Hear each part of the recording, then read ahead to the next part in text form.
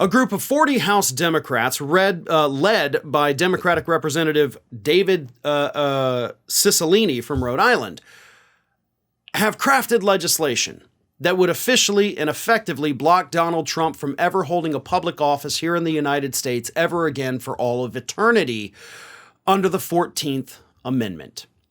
The legislation specifically points to interviews of witnesses who say that Donald Trump supported the insurrection of January 6th, 2021.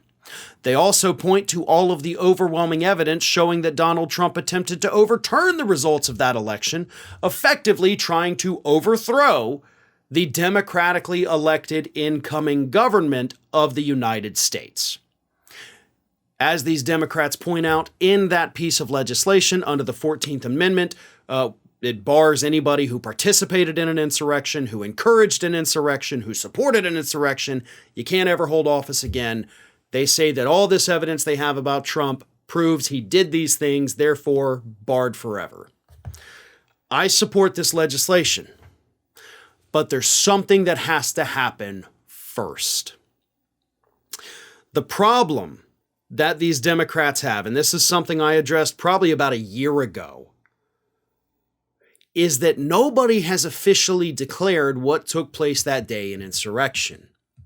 We have heard it called an insurrection. We've heard it called a rebellion. We've heard it called the Capitol riot. We've heard it called storming of the Capitol.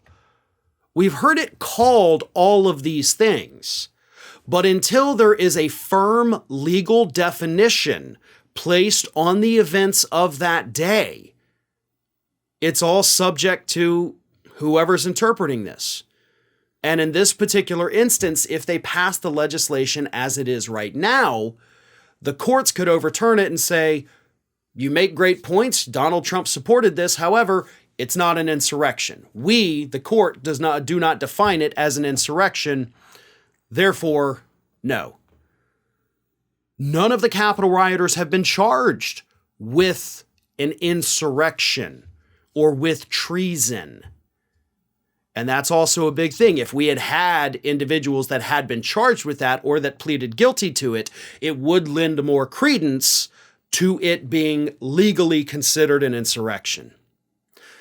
And the reason I'm pointing out this distinction again is because you could get this in front of a judge. If they pass this legislation, the judge could say, it's not an insurrection. I think it was just a riot. I think it was just a protest. I think it was just a group of morons doing what morons do. So what needs to happen first? And, we're racing the clock here, Democrats, because you got like a week. Congress needs to create a formal declaration officially proclaiming that the events of January 6th were in fact an insurrection. Now, I said that, like I mentioned, maybe it was a year ago, maybe just 6 months ago. I don't know. I don't remember when I said it, but I did say that Congress needed to make this formal declaration, or the White House needs to do it. Congress has the authority, by the way, to do that. We can declare this day is this thing. So Congress can do it. And if it is an act of Congress, got to come to a vote. Democrats have the majority. They could make that happen. Legally defining officially and effectively that the events of that day were an insurrection. If they do that, then this legislation they have proposed suddenly would stand up to scrutiny in court. But if they do not do that, which, by the way, you could also add that to this piece of legislation. So there's that route as well. But lacking that, unfortunately, this legislation is not going to pass the muster with our overwhelmingly conservative-controlled courts.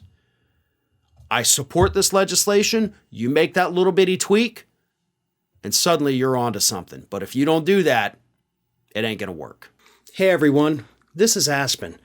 And did you know that for the low cost of $0 per day, you can subscribe to the Fair and Balanced YouTube channel? We also encourage you to like, comment, and share. But again, click that subscribe button and help Aspen not be so grumpy.